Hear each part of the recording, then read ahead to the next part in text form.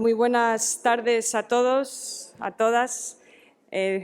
Disculpas por este retraso. Yo creo que con la emoción de esta mañana hemos tomado con calma nuestra vuelta y os agradecemos vuestra paciencia y vuestra puntualidad, que sois realmente que estamos aquí para ofreceros, ¿no?, a vosotros, público.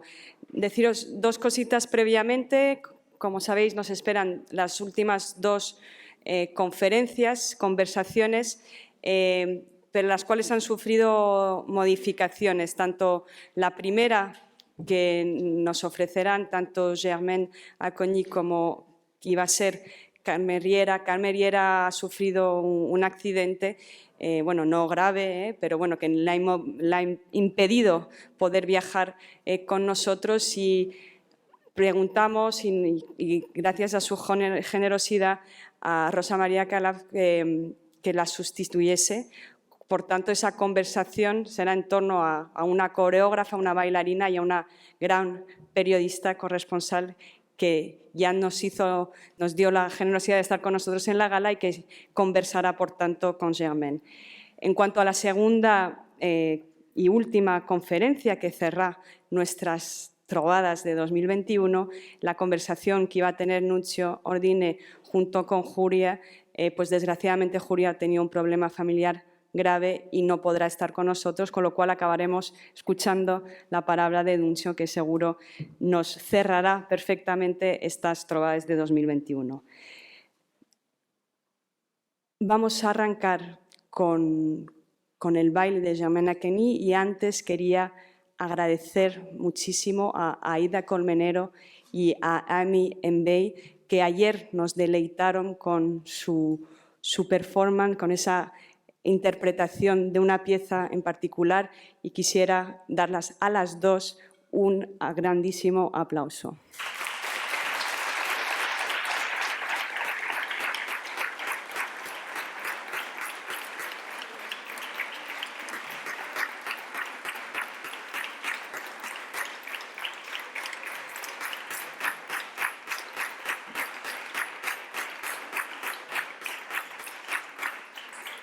Muchas gracias, por tanto, Aida, por haberme presentado y habernos dado la oportunidad de que Germaine esté hoy con nosotros, que no solo conversará con Rosa, como he dicho, sino que ahora mismo conversará con nosotros a través de su cuerpo. Germaine Acogny.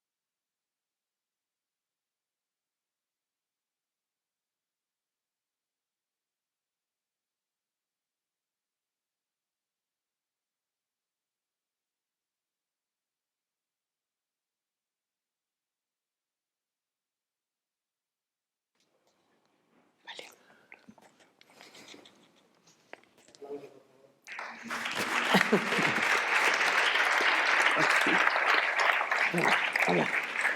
Bueno, merci, really. Fantástico, merci. Bueno, realmente fantástico, ¿no? Si esto no es un diálogo, ¿qué es un diálogo, no? Bueno, pues el primero, simplemente decir que, como ya ha dicho Sandra, que, bueno, lamento profundamente que Karma Riera haya sufrido este percance, ¿no? y que no pueda estar aquí.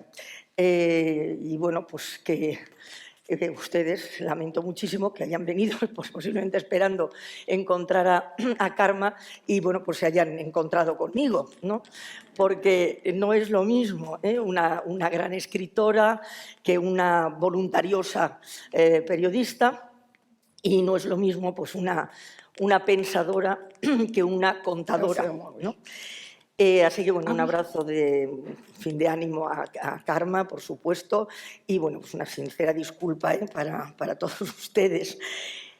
Muchísimas gracias por la oportunidad de estar aquí. Igual que dije en la gala inaugural, le agradezco a Sandra y a todo el equipo la posibilidad, ¿no?, de compartir estas deliciosísimas y tan valiosas, ¿no?, repletas de contenido, bueno, pues unas jornadas únicas, claramente, ¿no? Y además, en mi caso, Albert Camus fue un personaje muy iniciático, ¿no?, porque realmente pues, forma parte de aquella casi postadolescencia y primera juventud de los años 60, o sea, principios de los 60, bueno, cuando, pues en fin, yo tenía esos libros que estaban, pues, en su mayoría prohibidos y era difícil obtener y había que traer desde fuera, etcétera, de Camus, y bueno, pues era ese catecismo de aquella joven rebelde que yo ya era entonces, ¿no? Evidentemente. Así que hay muchísimas connotaciones que me dan, pues ya digo, esa sensación de satisfacción y de gratitud claramente pues, por estar aquí, ¿no? Vamos a ver, yo he preparado, porque claro, ya digo, no es lo mismo, y vamos allá, pues a ver con lo que sale, ¿no? Porque ante el sobresalto, ¿no?, digamos, que me proporcionó pues, cuando Sandra me dijo lo de que tenía que reemplazar nada menos que a Karma Riera, pues pensando, bueno, ¿y yo de qué puedo hablar?, ¿no? Y con la ayuda, de todas maneras, las sugerencias de Sandra, pues lo que hice fue un poco plantarme pues, ante el título, ¿no?, de este encuentro, y el título es, pues como sabemos, Entre culturas, ¿no? Y entonces pues yo me di cuenta, ¿no?, de algo obvio, y es que me he pasado la vida, ¿no?, entre culturas. Porque esto va a ser más que nada pues, un relato, ¿no?, de algunos retazos o de algunas experiencias, de muchas reflexiones, y dejo claro como periodista que no es información, sino que es opinión. Y eso es algo que últimamente cada vez es más difícil de separar, como todos ustedes saben bien, en el panorama mediático que nos rodea, ¿no? Realmente yo he sido muy afortunada porque, para empezar, tuve una familia maravillosa en la que nací, que me enseñó, igual que mi escuela, que no hay que rechazar lo diferente, ¿no?, y que sobre todo no hay que tener miedo, ¿no?, a lo diferente, porque de lo que aprendemos, lo aprendemos precisamente de lo que es distinto, ¿no? No aprendemos nada de lo que es igual. Y conocer lo diferente significa comprender mejor, sin ninguna duda, ¿no? Y probablemente pues, en este momento uno de los grandes males de la civilización es que cree que sabe cuando en realidad pues, no sabe y se hace muy pocas preguntas. Y realmente pues, la necesidad de hacerse preguntas es la que permite, ¿no?, construir pues, un conocimiento propio, ¿no?, de lo que sucede. Así que, efectivamente, pues yo a lo largo de mi vida he caminado entre la diversidad, ¿no?, y el desafío, ¿no?, de comprender esa diversidad. Siempre recuerdo un misionero de la Orden de los Padres Blancos que encontré hace muchísimos años en África, precisamente, que decía que cuando uno llega a un lugar, pues al cabo de un tiempo que está ahí, dice, ay, bueno, pues yo voy a escribir una enciclopedia, ¿no?, sobre este lugar, porque me voy a quedar unos años. Él lo contaba por su propia experiencia, ¿no? Luego, al cabo de un tiempo, dice, bueno, una enciclopedia no, pero un tratado, pues sí. Después de un poco, pues dice, bueno, pero voy a escribir un libro, ¿no? Y cuando lleva 40 años, pues dice, bueno, pues igual hago un pensamiento, ¿no? Y eso es algo que es bueno que no olvidemos, ¿no? Que hay una enorme dificultad y que, desde luego, el único puente para salvar esa dificultad es claramente el diálogo, ¿no? El diálogo intercultural, yo siempre, claro, lo he visto, obviamente, inseparable, ¿no?, de mi deber como corresponsal, como periodista, y desde luego de mi pasión como viajera, ¿no? Porque la realidad es que nos conocemos muy poco, pese a que ahora tenemos al alcance de la mano, de un clic, ¿no?, todo el conocimiento, pero nadie nos enseña a buscarlo bien, ¿no? Y sobre todo hay muchos que intentan que no lo consigamos, ¿no? La realidad, ya digo, es que nos conocemos poco, y he buscado, porque me acordaba de una guía que encontré en China, cuando vivía en China, una guía, pues, de los años 90, que muchos chinos conseguían en la Escuela de Idiomas de Shanghái, cuando venían a España para ver cómo era España, ¿no?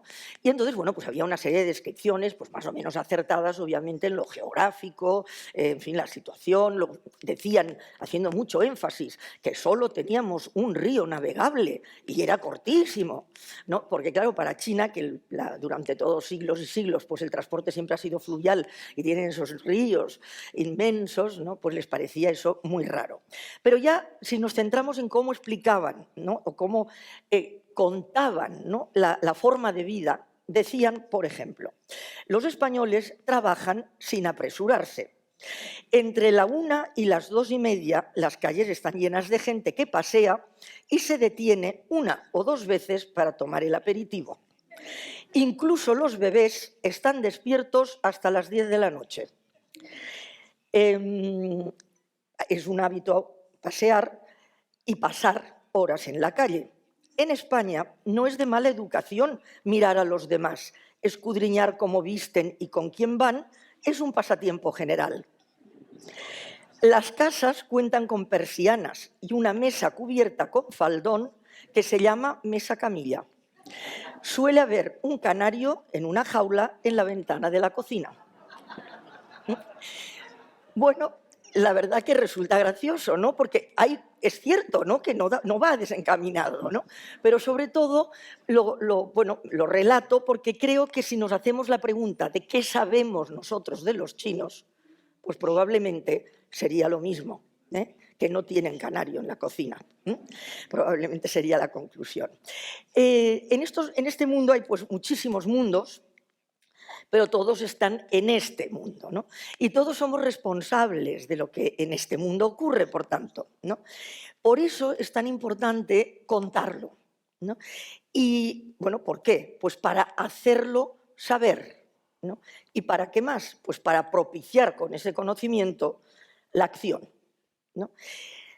Voy a contar otra pequeña historia y me disculparán que, por eso he advertido al principio, que estoy haciendo algo que los periodistas no debemos hacer nunca, que es hablar de nosotros mismos, ¿no? Pero bueno, aquí creo que se me ha traído un poco, pues, para esto. En Timor Oriental, que es una isla pequeña al sur de Indonesia, durante años ocupada por Indonesia, con una represión feroz a la población local, en fin, con una clara voluntad genocida, etcétera. En un momento determinado, pues en Naciones Unidas decidió hacer, pues, un referéndum para la independencia, se pactó, etcétera, etcétera. Seguramente, pues, muchos de ustedes lo recuerdan, ¿no? ¿Por qué lo cuento? Bueno, pues porque resulta que ahí yo fui varias veces para hacer la cobertura de esa información y en un momento determinado, pues, me caí y me rompí el brazo. Entonces resultó que en el país, eso había sido ya después de la violencia que se desencadenó tras el referéndum, la gente había tenido que huir a las montañas, etcétera, y por supuesto los indonesios, la estructura de poder indonesia que vivía ahí, había abandonado la isla. En ese país de 750.000 habitantes en aquel momento no había ni un solo médico. La única estructura sanitaria que podía atenderme eran los militares australianos, cascos azules de Naciones Unidas, que velaban, en fin, por la seguridad en aquel momento y que, bueno, pues acudí allí, en fin, efectivamente me tuvieron que ingresar porque era una fractura, pero la cuestión es que me ingresaron y hasta seguí, bueno, estuve un par de días, seguí trabajando. Al cabo de 2 o 3 semanas regresé a Hong Kong, que era mi base en aquel momento, fui a mi traumatólogo para ver si estaba todo bien, me quitó la escayola, vio que estaba todo bien, pero que me tenía que rescayolar de nuevo. Y entonces me preguntó de qué color quería la escayola. Y me sacó un menú con colores de escayola, ¿no? Y para los niños dibujitos, Hello Kitties, Mickey Mouse. Entonces, claro, ¿por qué lo cuento? Porque ¿cuál es la primera reflexión que te viene a la cabeza? En 2 horas de avión pasé de un país que no tiene un solo médico a un lugar donde te dan a elegir el color de la escayola. O sea, creo que está clarísimo que algo estamos haciendo mal, ¿no? Abundando en esto, y en lo que he apuntado antes, no solo es que hacemos algo mal, es que claramente no lo contamos bien, porque a lo mejor si lo estuviéramos contando bien, estaríamos tomando esa acción, ¿no?, de la que yo he hablado al principio y de la que Albert Camus hablaba habló tantas veces, ¿no? Y, por tanto, ese no contarlo bien, pues, por ejemplo, lo voy a pasar por una anécdota también, que es más que una anécdota, como todas estas historias que intento contar. Y fue después del tsunami de Indonesia, el del 2004, que arrasó, como seguramente recordarán, Indonesia, Sri Lanka, Tailandia, etc., ¿no? Bueno, en un momento determinado, pues claro, evidentemente fue devastado absolutamente el territorio a kilómetros hacia el interior, hasta 5, 6 y 7 kilómetros al interior. La gente que sobrevivió pues fue refugiada en determinados, o sea, acogida y como se refugió en escuelas, etc. Cuando llevaban ya como un par de semanas en una escuela, ¿no?, en unas condiciones de una precariedad absoluta, como se puede imaginar en un determinado pueblo relativamente pequeño, ¿no?, familias enteras, y, en fin, hacinados, etc., por fin ya llegan, pues ayuda internacional, en aquel caso italiana, monta un campamento, pues bueno, con lo necesario, campamento supuestamente temporal, pero de todas maneras con unas buenas tiendas, buenos servicios de letrinas, de sanitarios, de comedor, etcétera, etcétera, ¿no? Y tardaron en montarlo pues unos 4 o 5 días. Cuando llevaba un día montado y ya las familias se habían instalado en sus tiendas, llega la noticia de que Kofi Annan, secretario en aquel momento de Naciones Unidas, va a hacer una visita por la zona devastada y va a ir a esa zona. ¿Y qué ocurre? Que el lugar donde tenía que aterrizar el helicóptero era donde estaban instaladas las tiendas de emergencia. Se pueden imaginar lo que sucedió. Se desmontaron las tiendas, se cogió a las personas, se las volvió a mandar hacinadas a la escuela. Kofi Annan llegó, estuvo escasamente, no llegó a media hora, hizo un mini discurso, un mini paseo, y los periodistas que le seguían, ¿no?, tomaron las 4 frases solidarias, las 3 fotos de rigor y se marcharon. Y eso es lo que se contó. Es decir, lo que la mayoría de los ciudadanos del mundo supieron es decir, que Kofi Annan había estado haciendo una tournée por toda la zona y venga de lugares y venga de momentos con la gente, pero nadie prácticamente, vamos, que yo sepa, contó más que los 4 o 5 periodistas que estábamos allí y que llevábamos allí pues desde el principio, desde 2 días después del tsunami, es decir, recorriendo el país y estando por allí, pues nadie más contó, ¿no?, esa incidencia, es decir, el hecho de que un helicóptero con Kofi Annan para 3 fotografías y 25 minutos significara desmontar toda una infraestructura que tardó 4 días más en ser remontada, con gente, decenas de personas, o sea, que acabaron otra vez hacinadas en una escuela, ¿no? Entonces, ¿quién es el objetivo? O sea, ¿para quién se están haciendo estas operaciones humanitarias, ¿no? Es decir, será para las víctimas, ¿no?, digo yo, y las víctimas pues, son los últimos en los que se piensa, ¿no? Así que realmente los periodistas tenemos una lucha tremenda desde hace ya tiempo. contra la superficialidad, contra la exigencia, ¿no?, empresarial de primar lo que impacta sobre lo que importa, la exigencia de los mensajes simplistas, ¿no?, el explicar que la destrucción, por ejemplo, de un tsunami, ¿no?, o tras un conflicto, el dolor que causa esto a tantas personas, ¿no?, son causados por las fuerzas naturales, ¿no?, imprevisibles, inevitables, ¿no?, y que, bueno, ahí están, ¿no?, y no se puede hacer nada. Pero claro, eso es así, por supuesto, en muchos casos, pero en otros, realmente, muy, muy a menudo, ¿no?, están detrás las malas prácticas del hombre, ¿no? Bueno, asistimos, ¿no?, a este fenómeno de noticias de usar y tirar, ¿no? Hablamos de un tema durante varios días, ¿no?, hasta el hastío, y eso pues creo que todos lo estamos comprobando día a día, ¿no? Y luego de repente, nada, ¿no? Es decir, las cámaras desaparecen, o sea, el foco se apaga y la percepción es de que eso está solucionado o en vías de solución. Pero realmente las cámaras se apagan, pero los vulnerables y las víctimas se quedan, ¿no? Por otra parte, también me parece que es esencial, ¿no?, enseñar, ¿no?, a pequeños y a mayores cómo hay que aprender el lenguaje de los medios, ¿no? Que esta mañana se hablaba, ¿no?, de las palabras, y estamos hablando en estas jornadas todo el rato y todo el tiempo, ¿no?, de la importancia de la palabra, ¿no?, y la importancia del diálogo. Y en el caso, por ejemplo, que acaba de demostrar Germain, en la importancia de la expresión, ¿no?, o sea, del uso del cuerpo para expresarse y producir ese diálogo, ¿no? Pero claro, claramente esto hay que saber interpretarlo, ¿no? Es un lenguaje, es como si no decimos, esta mañana decía alguien, si no acordamos y sabemos que esto, a lo que esto le llamamos mesa y esto, si digo mesa, estoy hablando de esto, ¿no?, pues difícilmente nos vamos a entender, ¿no?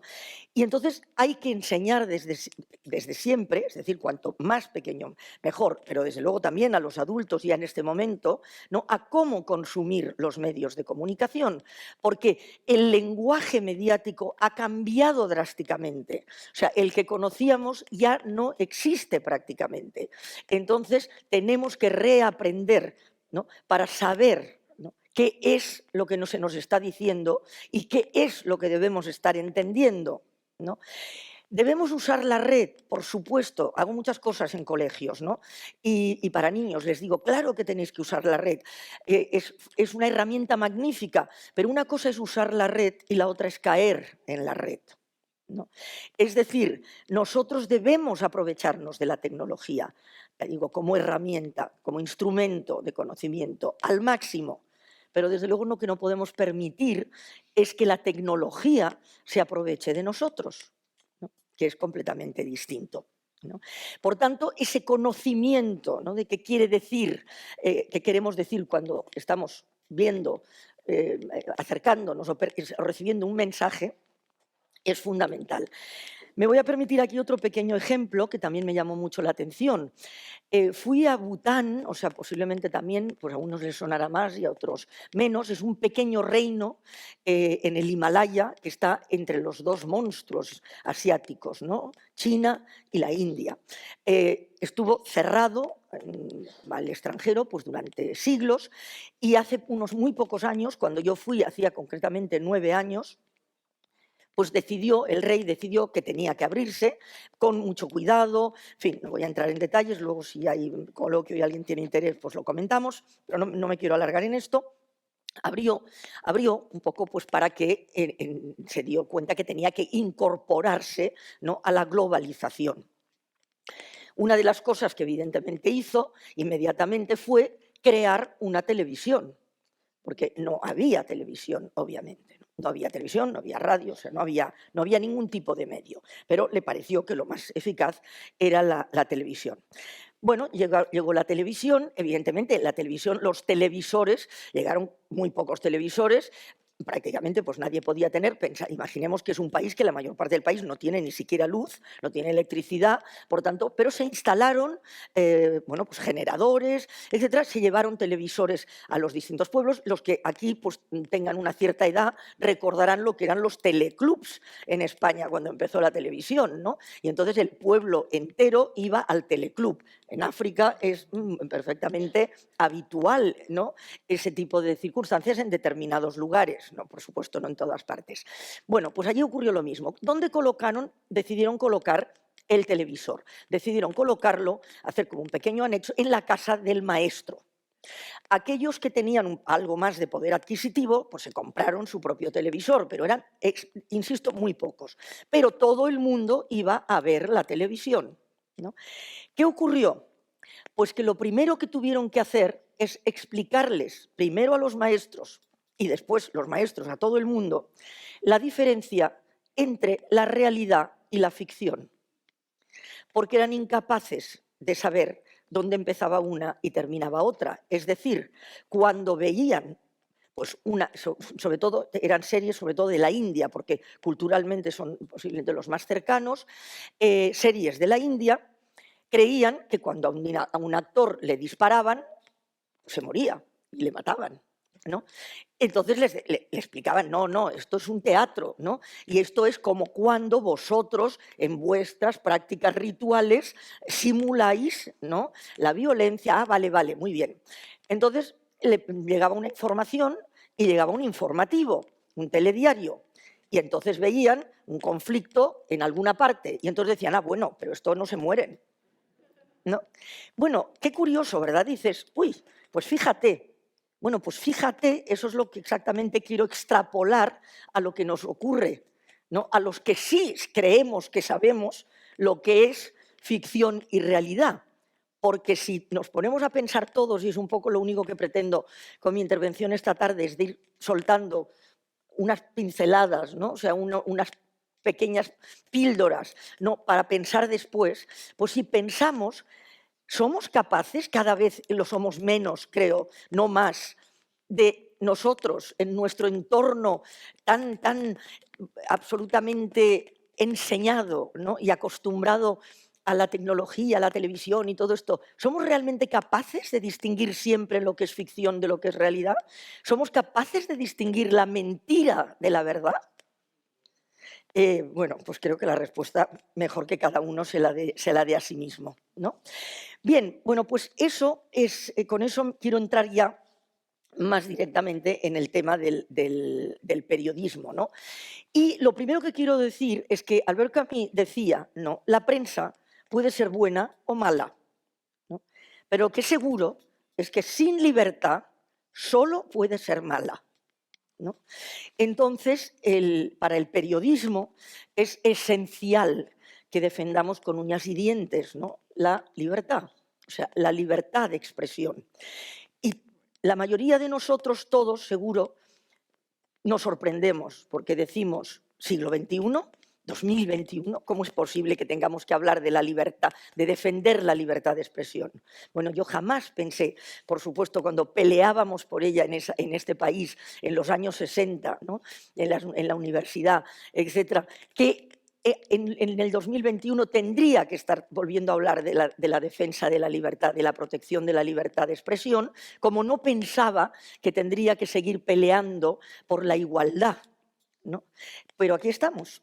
O sea, y realmente, pues creo que también es bastante evidente, por lo menos desde luego en mi opinión, que hay una ofensiva muy sutil, o sea, y mucho más difícil de detectar, ¿no?, contra la libertad de expresión, contra la libertad en general. Es decir, en tiempos anteriores, digamos, la censura era brutal y de cara, ¿no? El desprecio, ¿no?, de la igualdad o por la igualdad era también frontal y de cara, prohibición de entrar en la universidad a las mujeres, prohibición del acceso al mundo del trabajo, es decir, prohibimos. Bueno, ahora se ha aprendido que no hace falta prohibir, pero hay otras maneras de socavar, ¿no?, de minar la libertad, ya digo, mucho más difíciles de detectar. Por eso, para los periodistas, tenemos que estar muy atentos, muy alerta, porque tenemos en nuestras manos un bien extraordinariamente delicado, ¿no? Ético, exigente, ¿no? Que debe estar al servicio del diálogo, ¿no? Que es de lo que estamos hablando aquí. Del diálogo, que es de la única forma que vamos a estar al servicio del conocimiento. Es decir, que no puede estar nunca la información al servicio del enfrentamiento y de la ignorancia, ¿no? Lo que, pues lamentablemente, sucede muy a menudo. Albert Camus dijo en 1951 que había una filiación casi biológica entre el odio y la mentira. Bueno, a mí me parece una reflexión, como todas las suyas, muy certera, ¿no? Porque también lo estamos viendo a diario, ¿no? Y con eso me quiero dar pie a referirme, ¿no?, a, bueno, pues las fake news, ¿no? Es decir, las llamadas fake news, ¿no? Las fake news, o sea, que con esta manía que tenemos de llamarlo a todo con palabras inglesas cuando tenemos perfectas palabras en español, que sería pues el bulo, ¿no?, que sería la mentira de siempre, ¿no? Pero ¿cuál es la diferencia? Que es ese bulo, esa mentira de siempre, pero mucho más eficazmente preparada, ¿no? Perfectamente cocinada, ¿no? Y el periodismo no puede ser cómplice de eso.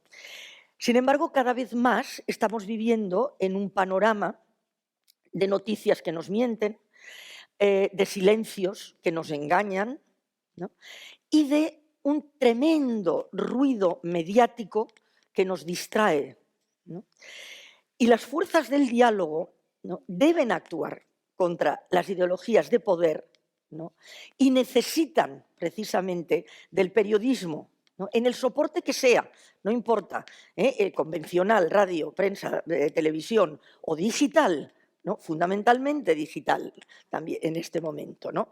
Porque el periodismo lo que debe hacer es visible lo invisible, ¿no?, y contar lo que se calla, ¿no?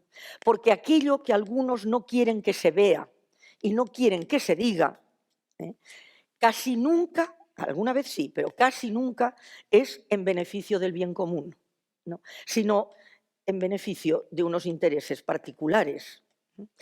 Por tanto, el compromiso y la función de los medios es ofrecer una información que refleje y que defienda la igualdad y la diversidad, ¿no?, que denuncie la injusticia, ¿no?, que proteja la libertad.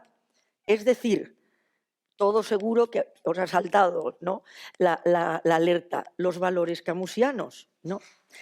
Porque realmente la libertad es la base absoluta de todo, ¿no?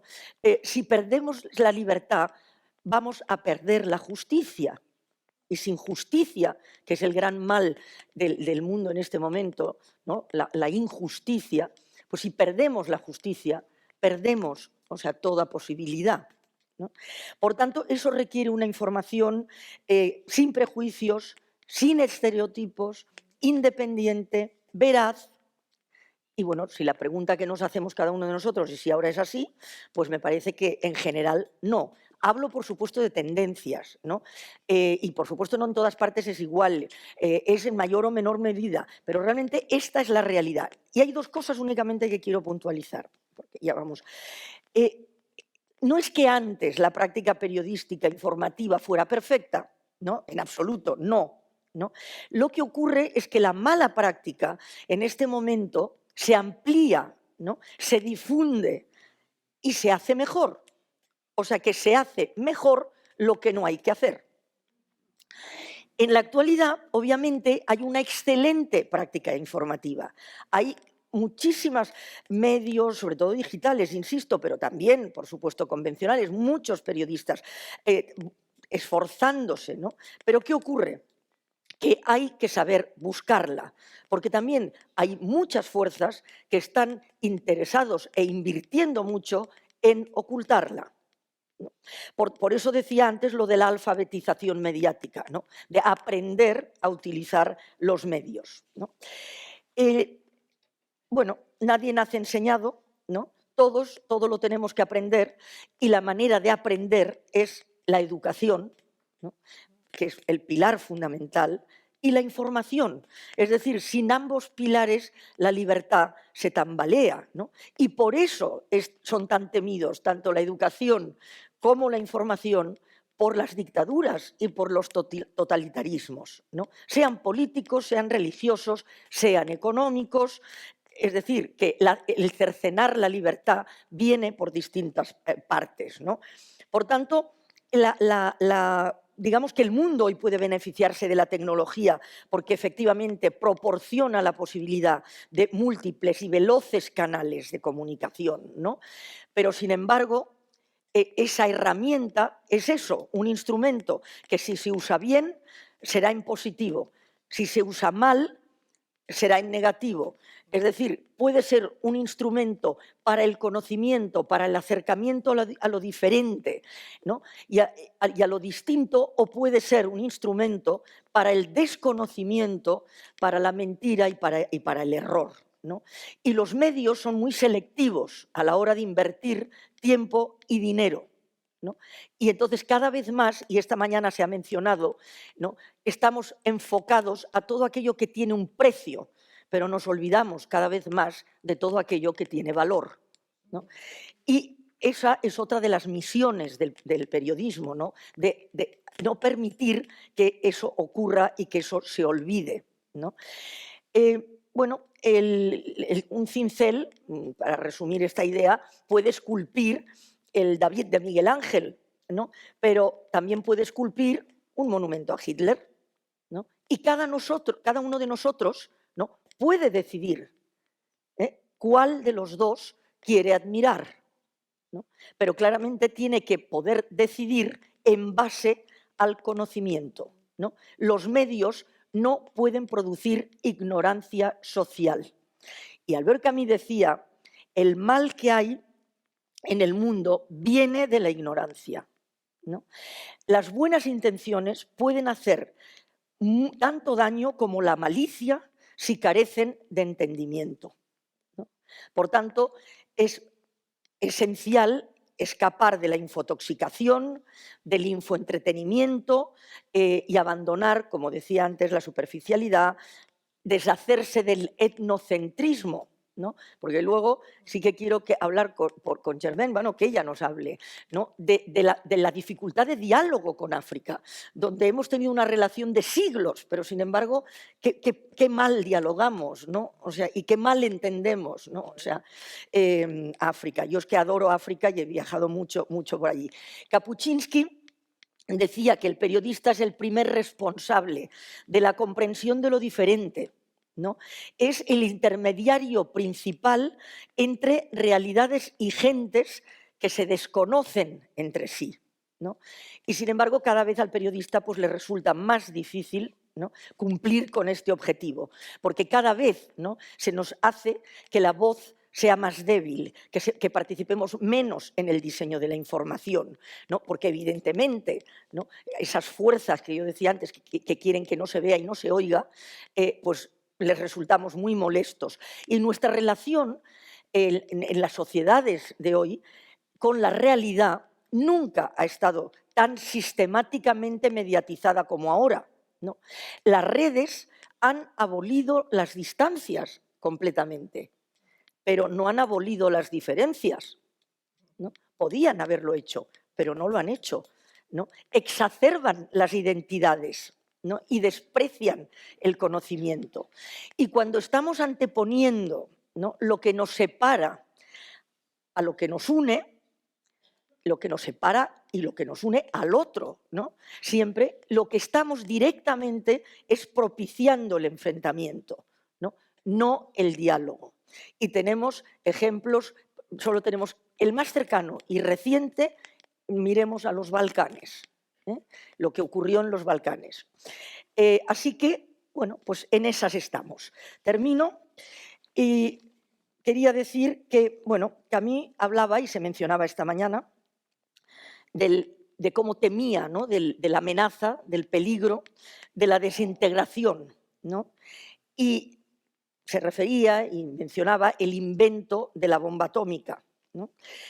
Bueno, decía, invento de la bomba atómica, ¿no?, por la inteligencia humana al servicio del odio, ¿no?, de la negación del otro, ¿no?, porque hay que pasar por la negación del otro para después ser capaz de destruirlo, ¿no?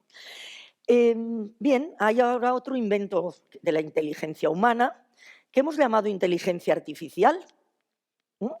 Bueno, pues yo lo que espero es que a lo mejor esta inteligencia artificial pues se dé cuenta, ¿no?, de que debe ser la persona la que ocupe el centro del interés, ¿no? Será a lo mejor esa inteligencia artificial la que se dé cuenta, porque la humana parece que no, artificial se dé cuenta de que es necesaria una revolución humanística, ¿no? Es decir, que la tecnología sin humanidades no puede llevar a ninguna parte. La desinformación, ¿no?, por tanto, es una seria amenaza. El periodismo al servicio del conocimiento es una necesidad, ¿no?, porque no dejar saber siempre ha sido una forma de doblegar la libertad, ¿no? Y Tucídides, ¿no?, ya decía que como ciudadanos debemos elegir, ¿no?, entre no hacer nada o ser libre, porque la libertad nunca la han regalado, siempre ha habido que ganarla, ¿eh? Ellos mandan, tú obedeces. Eso dijo Albert Camus. Gracias.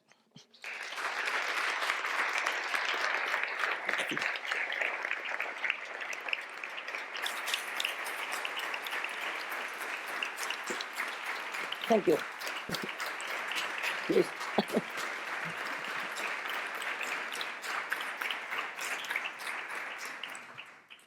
Merci beaucoup, Merci. les journalistes. Ce que je voulais remercier d'abord Aïda de m'avoir mis en contact avec Sandra et d'avoir été invitée ici et d'être avec vous aujourd'hui.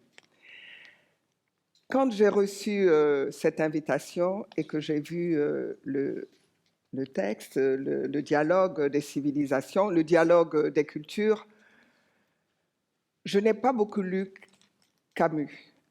J'ai lu La Peste, parce que c'était ce qu'il fallait lire.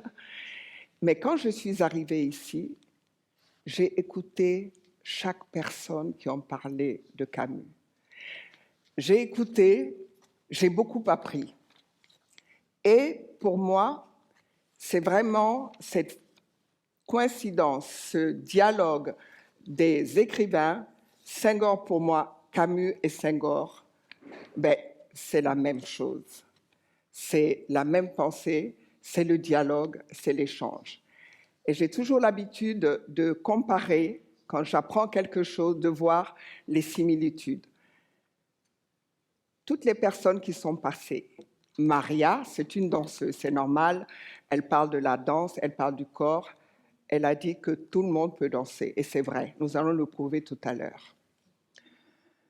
En plus, tous ceux qui sont passés, il faut voir, parlent avec les mains, le corps est au centre, c'est le corps, vous écrivez avec le corps. Et en écoutant le photographe, quand il écoute les vagues, il se met derrière, il travaille le corps. Vous voyez, j'ai regardé, j'ai observé. Et ce matin, j'ai aussi entendu parler de Nietzsche. Eh bien, Nietzsche disait, je ne saurais croire qu'en un Dieu dansant. Et aussi, cet écrivain Camille, je crois, hier, il a parlé de l'espoir. Et moi, j'ai pensé aussi à un écrivain congolais des deux Congos, RDC et le Congo-Brazzaville, Sonny Laboutansi, qui dit que l'espoir n'est pas un vain mot. L'espoir, c'est de regarder la réalité en face. Et je pense que nous regardons la réalité en face aujourd'hui en parlant de Camus. Et pour moi, c'était très important d'être ici et de parler, d'avoir commencé avec le corps. Le dialogue, pour moi, je vais vous raconter une histoire. Helmut va rire parce que je dis toujours, je vais vous raconter une histoire. Je suis née au Bénin et j'ai grandi au Sénégal. Vous savez, on pense que l'Afrique, c'est une grande marmelade, mais nous sommes différents les uns des autres. J'ai eu la chance, et je dis, j'ai l'instinct béninois et le geste sénégalais. Donc, cette chance d'avoir ces deux cultures m'ont aidé à grandir. Et quand je suis née, les gens se sont écriés « Yatunde, Yatunde ». La mère est revenue. Ma grand-mère était une prêtresse danseuse. Sa religion, c'était la religion vaudou. Elle a dit à mon père, quand elle ne pouvait pas avoir d'enfant au départ, et à l'âge de 60 ans, elle a rêvé qu'il va aller boire l'eau de la jarre et avoir des rapports, bien sûr, avec son mari. Et à l'âge de 60 ans, mon père est né. Donc, c'est un garçon. Mais pour elle, elle a éduqué, elle lui a dit, quand tu auras ta fille aînée, tu lui transmettras ce que je vais te transmettre parce que le pouvoir se transmet de femme à femme. Donc, je pense que je suis la réincarnation de ma grand-mère et mon père a fait des études, c'était aussi un énarque français, il a fait la même école que Raymond Barre. Donc, il ne m'a pas passé le pouvoir immédiatement. Peut-être qu'il avait peur de ce pouvoir des femmes. Mais je l'ai reçu, je l'ai reçu, moi, par symbole. Je suis née un dimanche de Pentecôte. Et le symbole de ma grand-mère, c'est une colombe. Et le symbole de la Pentecôte, c'est une colombe. Donc, ce syncrétisme de religion qui m'unit, et quand, à la Pentecôte, les 12 apôtres ont reçu le don de la parole. Moi, je n'ai pas reçu le don de toutes les langues. Je ne comprends pas. Je parle le Wolof, je suis née au Bénin, mais mon père ne m'a pas permis de parler ma langue maternelle pour ne pas froisser sa femme sénégalaise. Donc, j'ai reçu le don de la danse. Donc, sans parler toutes les langues, je peux transmettre mes sentiments, je peux transmettre ce que je suis. Et en écoutant ce matin tous ceux qui ont donné le physicien, la physicienne, n'est-ce pas, j'ai pensé que ce qu'elle disait, je ne comprenais peut-être pas tout à fait, mais je le comprenais avec mon corps, puisque je le vis avec mon corps.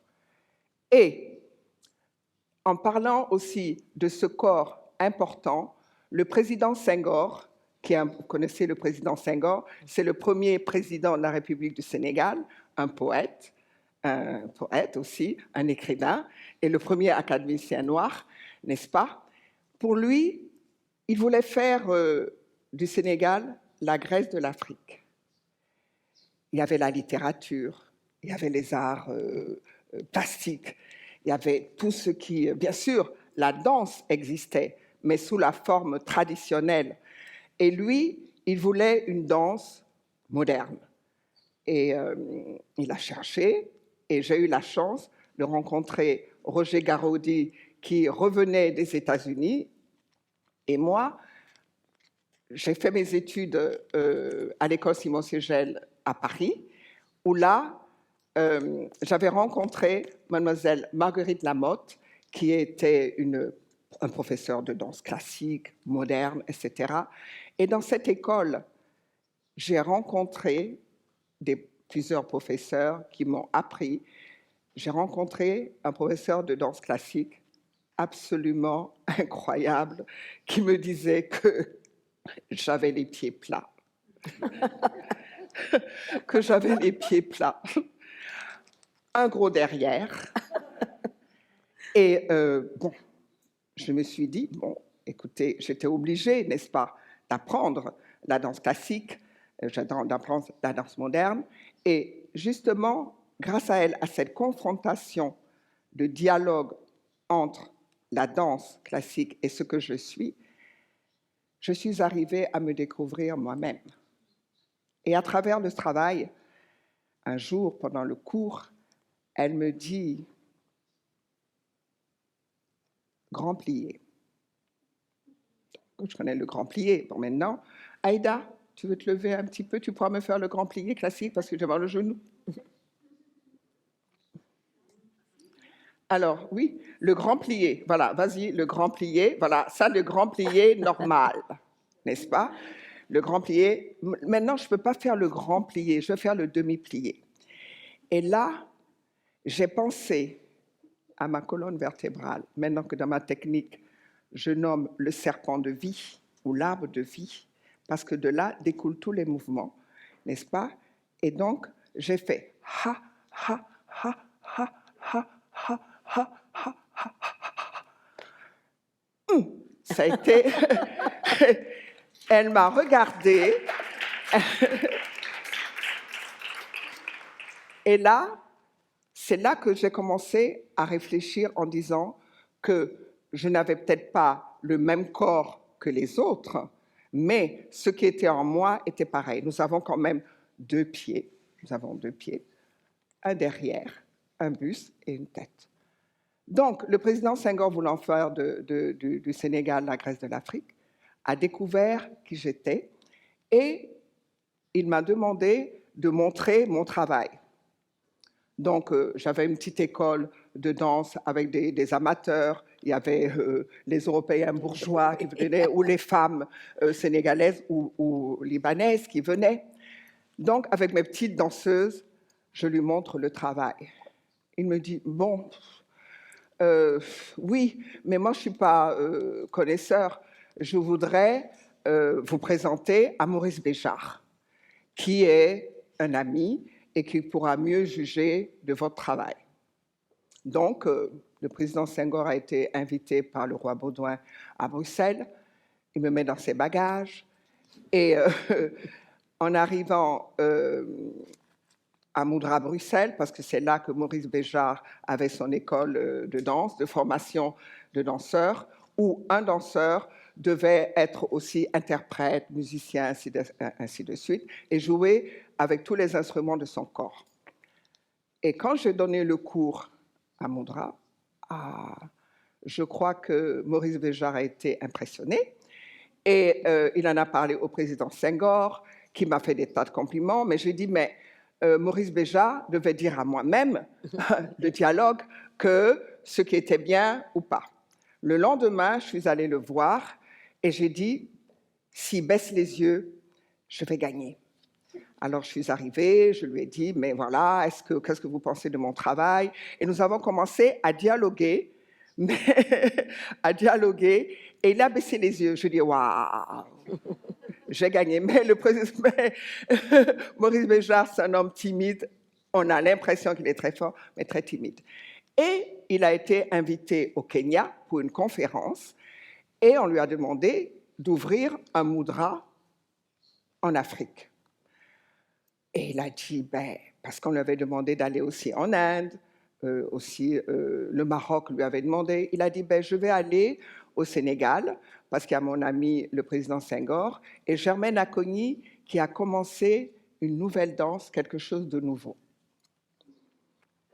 Donc, il est arrivé, et Moudra Afrique, ça a été le premier centre de formation panafricaine pour tous les danseurs africains au Sénégal, qui a été créé par Maurice Béjart et le président Senghor. Donc, j'ai été la directrice artistique pendant 5 ans. Et on apprenait la danse classique, la danse africaine, les danses traditionnelles et ma technique de danse où je l'ai expérimentée avec des danseurs africains. Donc, pendant 5 ans, cette école, ça a été comme une étoile filante parce que ça n'a pas duré. Le président Senghor est parti à la retraite et le suivant n'a pas voulu continuer, n'est-ce pas, son œuvre. Et à ce moment-là, c'est à ce moment où tout était bouleversé, je ne savais plus où aller, perdu à seulement, je rencontre Helmut Vogt, qui est là, dans cette salle, qui est mon mari, et on s'est rencontrés, et j'étais obligée de m'expatrier, de partir du Sénégal, puisque je n'avais plus de travail, et nous avons commencé à dialoguer sur l'avenir je suis partie d'abord en Allemagne, puis au fur et à mesure, nous avons dit que vraiment une idée ne meurt jamais et qu'il fallait un centre de formation pour les danseurs africains. Parce que pour devenir danseur, c'est un métier. Mais en Afrique, on a toujours considéré que c'était un divertissement. Et donc, pour vraiment asseoir cette idée de métier, il nous a fallu dire qu'il fallait un centre de formation pour les danseurs africains. Donc, nous avons commencé d'abord nous avons commencé à travailler en Casamance, où nous allions travailler pour, au départ, avoir cette idée, ou comment avoir un centre de formation. Parce que pour avoir un centre de formation, il faut les moyens. Mais au départ, je me disais, comme en Afrique, on n'a pas besoin de bâtiments, tout ça. Nous avons commencé en Afrique, en Casamance. Puis petit à petit, les problèmes se sont posés en Casamance. Et nous avons eu des problèmes en Casamance et nous sommes allés à Toubab Dialaw pour faire cette école de formation. Donc, quand nous sommes arrivés à Toubab Dialaw, il nous a fallu avoir un lieu. Et donc, il fallait les moyens, tout c'est le nerf de la guerre, l'argent. Donc nous avons choisi un espace où nous avons décidé que c'était là. Et l'École des Sables, qui est un centre de formation pour les danseurs de toute l'Afrique, francophones, anglophones et lusophones aussi. Donc, c'est en 1998 que nous avons décidé de faire ce centre à Toubab Dialaw. Et à ce moment-là, nous avons commencé la formation en invitant tous les danseurs de toute l'Afrique. Ce n'était pas facile. C'était pas facile à ce moment-là. Et voilà, l'École des Sables est née en 1998. C'est un centre de formation de danse traditionnelle et contemporaine d'Afrique, et aussi un centre de rencontre et d'échange des danseurs africains, francophones, lusophones et anglophones, qui viennent à apprendre, échanger, et surtout échanger, dialoguer à travers la danse. Le cours le plus important, c'est que, par exemple, quand nous faisons des rencontres des danseurs africains, nous avons une quarantaine de danseurs venant de 24 pays d'Afrique, et le centre d'intérêt, c'est qu'ils doivent s'échanger leurs danses patrimoniales qui deviennent, et ils apprennent les uns aux autres leurs danses patrimoniales pour en faire un lieu, un lieu de recherche pour faire leur création contemporaine. Parce qu'il est important que nous ayons vraiment les bases de nos traditions. Donc, l'École des Sables aussi ouvre ses portes aux danseurs du monde entier. Ce que nous avons réussi par la danse, à ce que toute l'Afrique est réunie par la danse, de s'entendre. Les politiques n'ont pas réussi à le faire. Et donc, grâce à la danse, nous avons réuni l'Afrique. Et aussi, cette ouverture vers le monde où nous invitons des danseurs du monde entier à cet échange, à cette rencontre à travers la danse. Et le stage que j'appelle le stage des 5 continents, où nous invitons les autres continents à la rencontre de l'Afrique. Et à travers leur échange, à travers leur danse, ils apprennent ce qu'ils sont. Alors, on leur demande, on dit, chaque continent se met ensemble pour réfléchir à ce qu'ils peuvent apporter à l'autre. Et à un moment donné, on met l'Europe, l'Asie, voilà, les 5 continents, et l'Europe, on dit, qu'est-ce que vous pouvez apporter par la danse? Le French Cancan. Voilà, c'était le French Cancan. Et tout le monde s'est mis à apprendre le French Cancan. Les Japonais ne connaissant pas leur danse patrimoniale, ils ont écrit un haïku dansé. Et je peux dire ici que la danse est la mère de tous les arts, parce que nous pouvons interpréter la littérature, j'interprète beaucoup les poèmes, la musique, et tout ce qui se trouve à travers, nous pouvons l'interpréter avec notre corps, et je pense que quand le corps est vrai, il ne ment pas.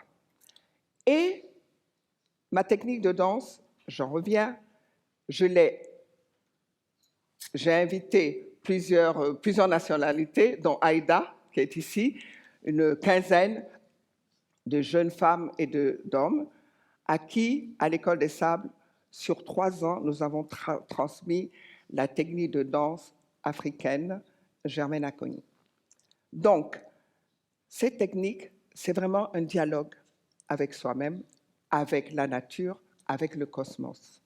Nous allons faire une petite expérience d'abord. Est-ce que vous pouvez vous mettre debout, s'il vous plaît?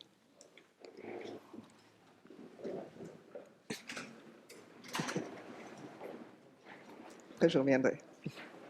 Ceux qui veulent enlever les chaussures peuvent enlever leurs chaussures. Sinon,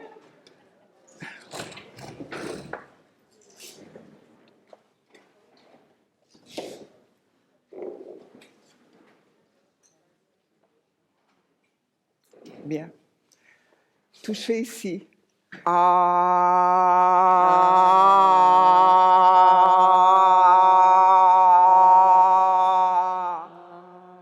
Pour moi ici, c'est le soleil. Bougez le soleil. Allez, bougez le soleil. Le soleil. Le soleil est en vous, le soleil. Voyez? Les danses africaines, c'est un dialogue permanent avec le cosmos. Donc, le soleil. Touchez-vous là, touchez, allez, demi-lune, allez, touchez. L'autre, voilà, touchez. Demi-lune, la lune. Allez, bougez la lune. Bougez, allez, bougez la lune, non, bougez la lune, allez, bougez. Veuillez bouger, attends. Juste la lune, je dis, la lune, pas le soleil. Non, la lune, voilà, allez, voilà. Attendez, les poèmes sur la sensualité, n'est-ce pas? Touchez là, ce sont les étoiles, le pubis.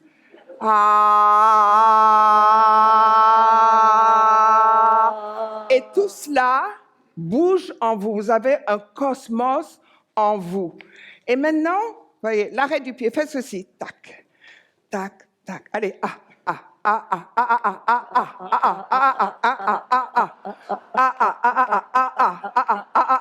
changez.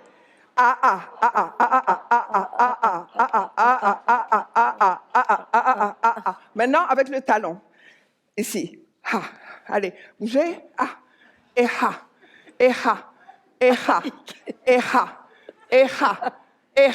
bien,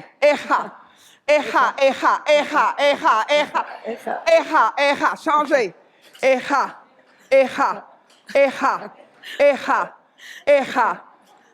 ça, Maintenant, vous savez, dans le cosmos, si le soleil et la lune s'arrêtent, c'est la catastrophe. Dans votre corps aussi. Alors maintenant, allez, là, tata, titata, allez,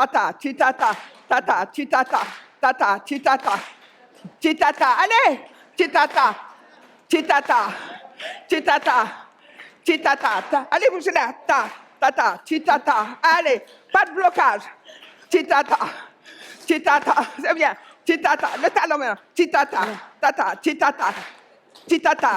plus tata, pointe, titata, allez, titata, talon, titata,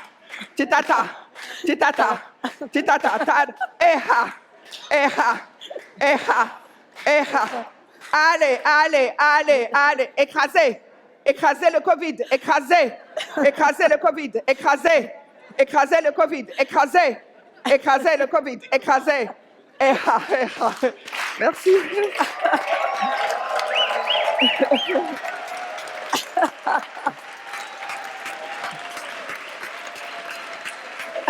Merci. Merci. Est-ce que vous pouvez mettre la première vidéo de l'École des Sables? La première vidéo. Respirez. Parce que nous allons faire... Respirez.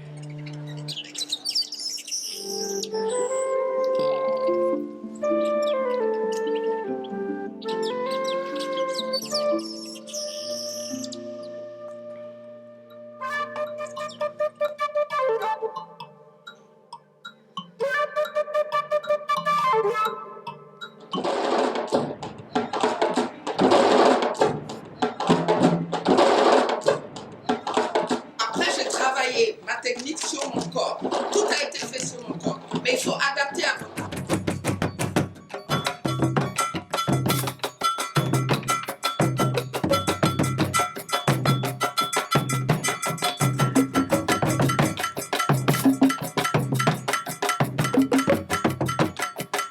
And you just go back, and I can't really do it properly. In order to do that, I just have to go back and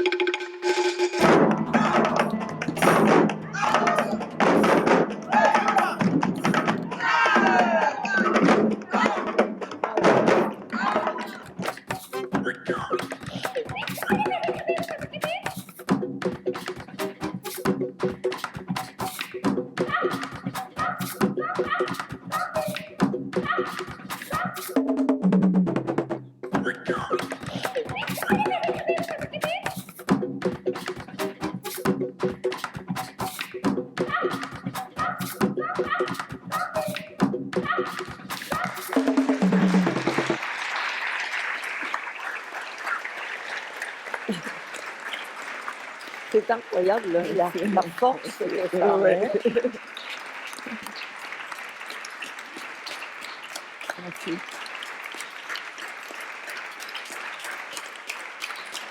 Merci. Merci. Je vais continuer. Merci.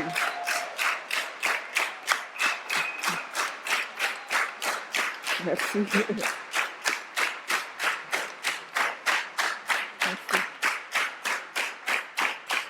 Merci. Alors, je dis, les créations chorégraphiques de la compagnie Jantabi passent toujours par un dialogue de culture. Par exemple, quand j'ai lu le livre de Boris Boubacar Diop sur le génocide du Rwanda, j'ai décidé de faire une création pour qu'on n'oublie pas. Parce que souvent, les médias parlent de nous, mais les médias ne connaissent pas. Et je me disais toujours que le jour que j'aurai beaucoup d'argent, je ferai une télévision de bonnes nouvelles. Parce que on ne parle que des problèmes d'Afrique. La misère, la famine. Ben, vous savez, on n'a pas eu beaucoup de cas de Covid, par exemple, au Sénégal. Mais les journalistes n'en ont pas parlé. On parle toujours, n'est-ce pas? Et bon, mais c'est comme ça. Et nous devons prendre sur nous de parler aussi de nous-mêmes. Il y a des bons journalistes comme vous, mais il y en a d'autres. Attention. Donc, ça passe par le dialogue des corps.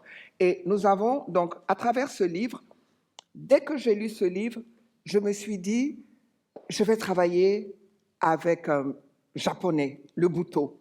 Les gens me disent, mais non, il y a que des...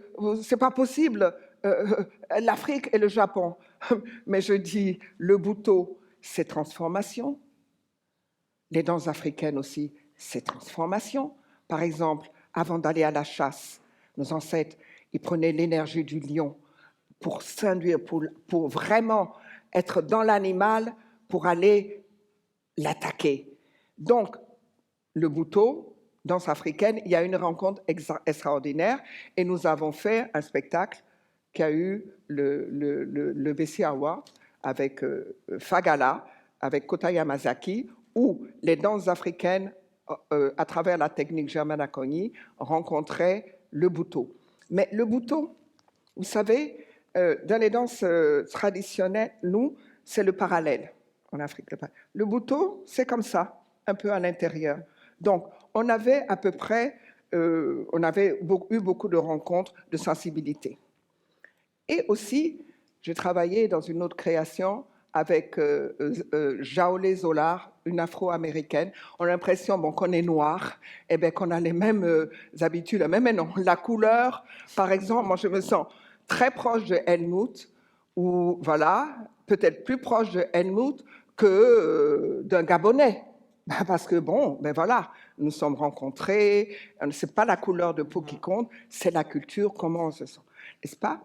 Et avec Jaolé Zolar, il y a eu cette discussion où les gens de la diaspora nous ont dit qu'on les avait vendus. Bien sûr, il y a eu l'esclavage. Bon, qui a enrichi, vous savez, tout le drame, enrichi le bois d'ébène, comme on dit, enrichi les Européens, etc. C'est vrai que nous y avons participé. Mais je me dis justement, si avec toi, je fais cette chorégraphie, cette création sur les écailles de la mémoire, je ne suis pas responsable de ce qui s'est passé, mais c'est que je voudrais qu'on se rende compte, qu'on s'explique et que cela ne se refasse, que ça ne se, qu'il n'y ait plus ce genre de génocide qui a été immense. Et donc, grâce à cette rencontre, les écailles de la mémoire, eh bien, nous sommes mieux rapprochés, nous avons fait des tournées, et je pense que petit à petit, ça change l'idée de ce que c'est l'esclavage entre nous, ce que c'était horrible, mais nous avons essayé d'éliminer, d'enlever tout ce mal qui est en nous à travers la danse. Il y a eu aussi d'autres créations où c'est toujours des dialogues de culture. Mais celle qui m'a beaucoup plus, c'est cet échange de travail de ma technique avec les quelques récipiendaires de ma technique, et que vous avez vu un exemple hier à travers Aïda, qui a transmis aussi ce qu'elle a appris à cette jeune danseuse. Et hier, je trouvais que la nature, les éclairs, la pluie, vous voyez, l'eau. Moi, j'ai un mouvement qui s'appelle le mouvement de la pluie. La pluie. Tic-tac-tac, tic-tac-tac, tic-tac-tac, tic-tac-tac, tic-tac-tac, tic-tac-tac. Il y avait tout. Il y avait les éclairs, il y avait la pluie. Et tout le monde se dialogue avec tout le monde. Cette jeune fille qui s'est promenée là, qui a dansé. Mais tout le monde était là. Et je pense que chacun a compris, suivant son éducation, suivant son vécu, suivant ce qu'il était à l'instant présent, a senti ce qui s'est passé, sans les paroles, à travers la sincérité du mouvement, à travers un geste simple, à travers l'univers et cette rencontre avec l'autre. Et je dis toujours que la danse, quand je danse, je souhaite et que chaque danseur puisse toucher l'être, l'autre, dans son plus profond, dans son être le plus profond. C'est ce que je souhaite. Et qu'aujourd'hui, que vous êtes tous des danseurs, que à travers le corps, vous pouvez transmettre. On se dit, bon, avec le Covid, on peut plus se toucher. Nous, on adore toucher les autres. On les touche, on se touche. Mais avec le Covid, on a dû travailler online. Alors je disais, bon, puisqu'on peut plus se toucher, alors allez, levez-vous, vous allez vous toucher. Allez, on se touche. Allez, vous vous touchez. Allez, levez-vous, levez-vous, levez-vous. Levez-vous, levez-vous, levez-vous. Levez-vous, levez-vous, levez-vous. Réveillez, réveillez, réveillez. Levez, levez, levez. Réveillez, réveillez, réveillez. Levez, levez, levez. Réveillez, réveillez, réveillez. Levez, levez, levez. Tata, allez, tata, titita, tata, titita, tata, titita, tata, titita, touchez. Allez, touchez. Touchez, touchez, touchez, touchez, touchez, touchez, touchez, touchez, touchez, touchez, touchez. Allez, touchez, touchez, touchez, touchez, touchez, touchez, touchez. Et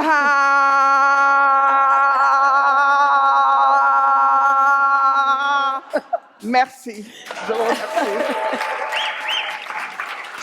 Fantastique, Merci. absolument Je fantastique. vous remercie. Merci beaucoup. Pardon? Ah oui, j'ai oublié. Le film, le dernier, sur la chorégraphie. Merci, chouchou. À force de faire danser les gens, j'oublie. Le deuxième. Heureusement qu'il est là, hein, parce que moi, je partirais. Le dialogue. Ah oui.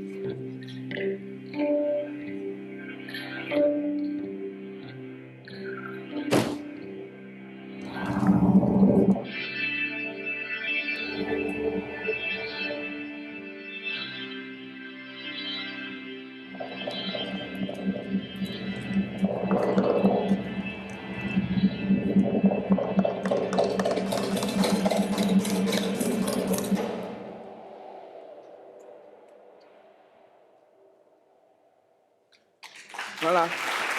Merci. Merci. Merci. Vraiment. Merci à vous. Merci, Chouchou. Merci. Bon, je crois Merci. qu'on finit là. Hein. Oui, on C'était finit. tellement magnifique. Vraiment. Merci à vous d'être ce que vous êtes. Merci beaucoup. Merci. Merci. Merci. Merci. Merci. Merci. Vraiment, Merci. Je vous attends à l'École des Sables pour danser tous ensemble, hommes et femmes, la danse de la vie. Merci Sandra. Muchas gracias y Merci beaucoup. simplemente por si alguien duda de que las fronteras no son reales, ¿no? Bueno, pues aquí lo tenemos Merci. clarísimo. ¿no? Merci beaucoup.